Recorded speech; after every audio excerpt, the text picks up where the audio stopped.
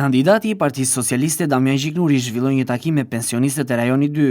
Gjiknuri cilësoi ata si kontributorë ndër vitet të Partisë Socialiste, duke shprehur mirënjohjen për mbështetjen e përhershme që kanë treguar, ndërsa u ndal tek vëmendja që qeverisja e Partisë Socialiste ka treguar përmes përfshirjes në programin e saj të rritjes së pensioneve. Gjiknuri theksoi se tani më Shqipëria i ka mundësi të rrisë pensionet, por sidomos pensionet minimale.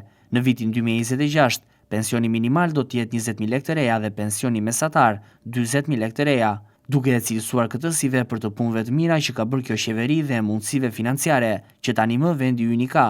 Gjiknuri theksoi se antarësimi në Bashkimin Evropian do të ndikojë dhe në vëmendjen e shtuar ndaj kësaj kategorie, duke zgjedhur skemën e rimbursimit të ilaçeve. Damian Gjiknuri, duke i njohur problematikën, garantoi se do të merret personalisht me çështjen e transportit publik për të zgjeruar frekuencën e zonave ku ofrohet ky shërbim, si dhe respektimi në kohë të itinerarit të transportit publik.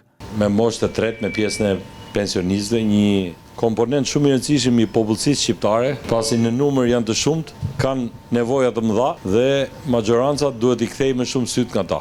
Po shumë e rëndësishme për këto zgjedhje, e para njëherë ka të bëjë me programin e Partisë Socialiste që prek direkt interesin e shtresës suaj. Pensionin do të arrisim, pensionin mesatar do të rritet kontributi për skemën edhe të shëndetësisë dhe të rimbursimit. Keni nevojë për ilaçe më të mira, e di, keni nevojë që të mbulohet gama më e gjerë, por mos harroni që futja e Shqipërisë në Bashkimin Evropian do të bëjë të mundur edhe çlirimin e shumë fondeve për të mbështetur këto skema. Bashkia Vlorë do ketë më shumë të ardhura të rrisë transportin publik më mirë. Unë do merrem seriozisht si deputet nesër, edhe me njohuri dhe me ekspert që kam, edhe me ato çka di, për të bërë një skemë të mirë të transportit publik në Vlorë. Transporti publik në Vlorë, le para njerë që fluksi i njerëzve që do të vinë për shkak të aeroportit do ta bëjë shumë vështirë trafikun këtu. Dhe kjo do të jetë një problem i madh për të gjithë qytetarët për lëvizjen. Dhe transporti publik në Vlorë meriton të jetë më i mirë, me më shumë stacione dhe me frekuencë transporti. Gjiknuri u ndal tek investimet konkrete të realizuara në Vlorë nga qeverisja e Partisë Socialiste, duke pohuar se ka qenë një zë i fuqishëm që vazhdimisht ka lobuar për realizimin e investimeve në këtë zonë, ndërsa kërkoi mbështetje masive përmes votës së Partisë Socialiste dhe për emrin e tij si kandidat. Pensionistët i garantuan kandidatit Gjiknuri mbështetje të padiskutuar përmes votës për Partinë Socialiste dhe për kandidaturën e tij.